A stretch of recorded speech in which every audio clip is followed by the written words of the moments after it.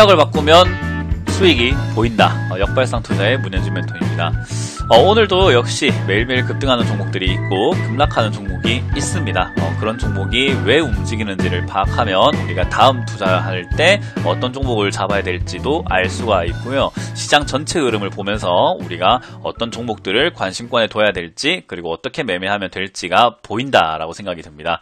자, 그래서 오늘도 상한가에 들어간 종목, 하한가에 들어간 종목을 체크해 볼 텐데 그 전에 저를 온라인에서 만나볼 수 있는 강의가 준비가 되어 있습니다. sctv.co.kr 혹은 유튜브를 통해서 저희가 생방송으로 오후 2시에 일요일 오후 2시에 무료 강연을 준비했습니다. 그래서 매주 일요일마다 지금 문현진 멘토가 강의하고 있으니까 많이 오셔가지고 도움 많이 받아가시고요. 시장에 대한 힌트도 많이 얻어가시길 바라겠습니다. 자, 그러면 오늘 어떤 종목들이 올라왔는지 좀 체크해 볼 텐데 그 전에 시장부터 조금은 체크를 한번 해 봅시다. 시장 자체로만 봤을 때 지금 코스피고 코스닥이고 올라가지를 못하고 있는 시장의 흐름이에요. 지금 이렇게 뭉텅이로 뭉쳐가지고 올라가지도 못하고 옆으로 그냥 기어다니는 모습만 나오고 있죠.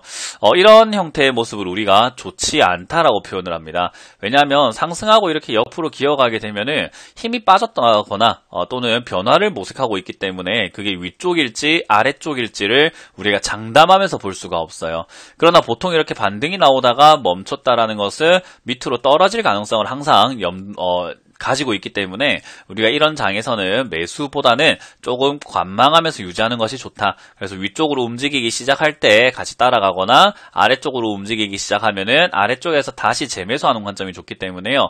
현금화 시키는 것이 좋은 전략이다라는 것만 기억하시면 좋겠습니다.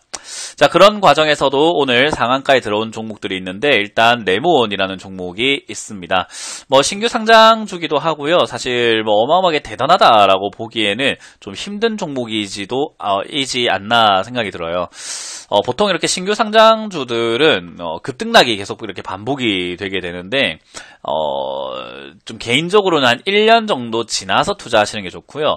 여러분들이 조금 이제 투자에 대해서 관심을 좀 가지고 있고 투자에 대해서 좀 알고 계신다라고 한다면 신규 상장주도 충분히 대응 전략을 짜가지고 대응할 수 있겠지만 그게 아니라면 하지 마세요. 이런 거는 안 하는 것이 좀 유리하다라는 것만 기억하시면 되고요. 레몬이 이제 정부 코로나19 혈장 치료를 활용하겠다라는 이야기 때문에 혈장 분리막을 개발했다라는 그런 소식이 있으면서 급등세가 만들어졌습니다. 그렇게까지 좋은 뉴스는 아닌 것 같고 요즘에는 제약 바이오 업종이라면 전부 다 코로나19 치료제로 급등 한번 시키려고 하다 보니 세력들의 좀 작전 냄새도 많이 보여지는 종목들이 있습니다. 그래서 여러분들이 요즘에 무분별하게 이렇게 급등하고 올라오는 종목들을 뉴스 보고 좋구나라고 생각하고 자칫 잘못해서 샀다가는 큰 코 다칠 수 있고 계좌를 그러니까 내 소중한 자산을 좀 잃을 수 있다는 것만 좀 기억하시면 좋겠습니다. 자, 그리고 이제 인터파크 홀딩스가 인터파크와 인터파크 홀딩스를 합병시키겠다라는 이야기와 함께 이렇게 급등하는 형태가 또 만들어졌습니다. 거의 상한가에 이렇게 뽕 하고 들어가 있는 모습이 나왔는데요. 인터파크와 인터파크 홀딩스 저야 책을 하도 많이 좋아하고 많이 읽다 보니까 인터파크 많이 이용을 하기도 합니다. 요즘에는 이용 안 하지만 예전에는 이렇게 이용을 정말 많이 했었어요. 근데 이제 인터파크가 책을 예전에는 도서 할인 이런 걸 많이 해줬었는데 도서 할인을 이제 안 해주기 시작하면서 저도 리디북스라든지 교보문고 이런 쪽에서 책을 사기 시작을 했는데요.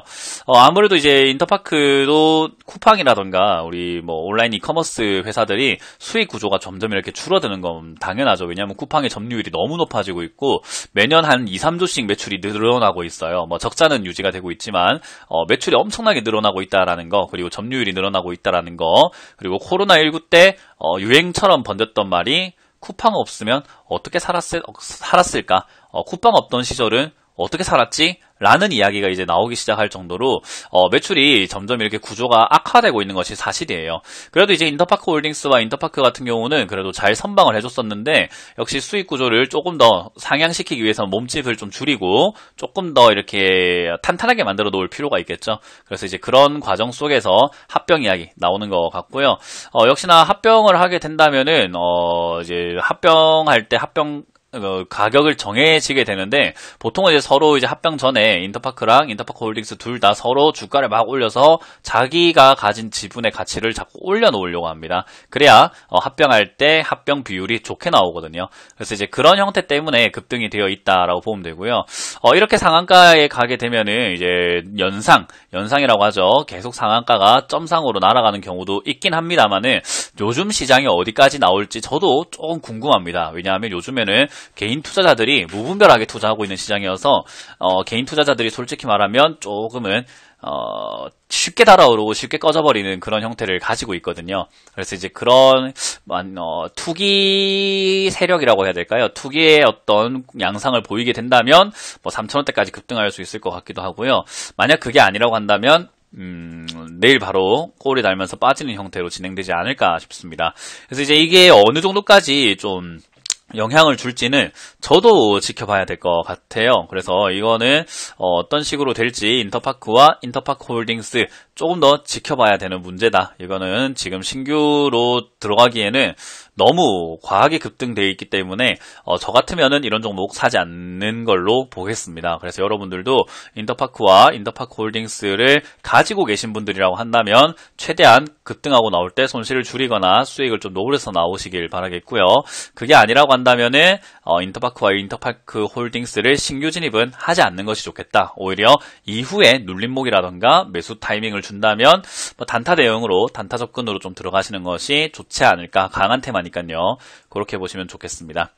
자, 그리고 슈펙스 BMP라는 기업도 급등을 하고 올라가는데 일단 뭐 감사 보고서가 적정이 나왔기 때문에 좀 상승을 하는 모습이죠. 뭐 라임 자산운용하고도 이렇게 연관이 되어 있다 보니까 최근에 주가가 급등락을 엄청나게 많이 했었는데 그래도 뭐 감사 보고서가 적정이 나왔다는 것은 최소 뭐 9개월에서 많게는 1년까지는 조금 안전하게 매매할 수 있다라고 볼 수 있는 상황이기 때문에 좀 급등하는 모습들이 계속 이렇게 나오지 않나 싶고요. 최근에는 이제 역시나 코로나19 관련 뭐 바이오 관련주로 조금 엮이면서 급등하는 모습도 보여집니다. 그래서 이런 종목은 사실 매매하기에는 위험성을 항상 안고 투자해야 되는 종목이라 가지고 들고 계시는 분들이라고 한다면은 이 상승세를 이용해서 추가 상승할 때 잘 정리해서 나오는 것이 좋고요. 그게 아니라면 신규 매수할 필요까지는 없어 보인다라고 보면 됩니다. 그리고 이제 서울바이오시스라는 기업도 급등을 하고 있어요. 코로나19 살균 효과가 있다라는 이야기 때문에 이 서울바이오시스가 가진 기술이 뭐 입증을 받았다라는 이야기 나오고 있는데 솔직히 저는 모르겠습니다. 이건 제약 바이오 관련 섹터가 물론 올라갈 거다라고 제가 이렇게 역발상 투자를 통해서 알려드렸었는데 이제 좀 너무 오버하지 않나? 이제 지금부터는 좀 오버하는 거 아닌가 생각이 들어요. 뭐 셀트리온 제약과 시젠 이런 것들 급등할 때까지는 좋았어요. 그러나 이제 대장주라고 불릴 만한 시젠이 죽고 있죠. 지금 보시면은 시젠이 이런 식으로 급등을 해놓고 제가 여기가 최고 고점이 될 것이다 라고 제가 뭐 전명을 해드렸었는데 여기서 고점을 만들고 지금 빠져서 죽고 있는 이 상황 속에서 역시나 제약 바이오 관련 그리고 코로나19 관련주들을 급등시키고 있다. 냄새가 너무 더럽습니다. 냄새가 너무 더럽습니다. 그냥 잡주들이 뛰어오르고 있다 생각을 하고요. 찌라시와 뉴스를 이용해서 그리고 개인들의 그 조급함과 투기 세력 그러니까 눈먼 돈을 이용해서 주가 급등하는 형태 그러니까 시세 차익을 노리는 잡주 형태들이 많이 보여지기 때문에 사실 서울 바이오시스 뭐 기업이 나쁘다라고 말하긴 그렇지만 지금 이렇게 좀 기회주의자처럼 코로나19 뛰어오르니까 야 우리도 살균 효과 이거 있다고 뉴스 좀 내보자 라고 하는 느낌이 좀 많이 강해서 저는 이런 종목은 좋지 않다. 그래서 이런 거는 강한 시세를 내기보다는 잠깐 떴다가 빠질 가능성이 높다라고 보니까 그렇게 여러분들도 관심을 좀 가지고 보시면 좋을 것 같고요. 역시나 낙폭 과대주들 61CNS라는 기업도 올라오고 있는데 딱히 어떤 이슈가 있어서 올라오는 건 아닙니다. 그냥 이렇게 낙폭 과대다 보니까 이제 자기 자리 찾아가기 위해서 급등하는 것 같고요. 지금은 역시 어떤 종목이 이렇게 이유 없이 올라올 때는 약간 정치 테마에 엮이진 않았을까라는 거 항상 의심해 볼 필요가 있지 않나 싶네요. 그러나 지금까지는 뭐 저도 여기 61CNS가 왜 올라오는지를 뭐 정확하게 파악하기는 힘든 상황인 것만큼 일단 낙폭 과대주구나 라고만 생각을 해볼 필요가 있을 것 같습니다. 그리고 이제 뭐 코오롱 머티리얼즈라는 기업 밑에서부터 이렇게 뛰어오르고 있는데 역시 수소차 관련 테마들 바닥에서 조금씩 움직이는 거 보니까 제약 바이오 테마가 끝나고 나면 수소차 테마들이 움직일 수 있겠구나. 그러면 수소차 테마가 저점에 있을 때 잡아볼 필요가 있지 않나 싶고요. 뭐 코오롱 머티리얼 같은 경우도 이렇게 급등하고 있지만은 빠지면 한번 사볼 만한 가치가 있지 않나 싶습니다. 수소차 테마는 제 생각에는 끝나지 않았습니다. 아직까지도 충분히 이야기 나올 수 있고요. 올 말까지 한 번쯤은 급하게 또 급등을 시켜볼 수 있는 테마가 바로 수소차 테마이기 때문에 코오롱 머티리얼 말고도 지금은 좀 바닥에 있는 종목들 중에서 수소차 테마를 여러분들 좀 관심 있게 봐두신다면은 지금 당장 수익 안 나더라도 좀 멀리 보고 수익 내는 걸로 본다면 충분히 수익 낼 수 있지 않을까 싶습니다. 뭐 당장 수익 내고 싶다면은 코오롱 머티리얼을 사거나 수소차 테마 사는 게 아니라 주식을 접으시고 밖에 나가서 즉석 복권 사시면은 뭐 당장 수익 날지 안 날지 바로 결정되니까 그렇게 하시면 좋을 것 같습니다. 자, 그리고 나노엔텍이라는 기업 지금 또 오늘도 급등하고 있는 모습인데요.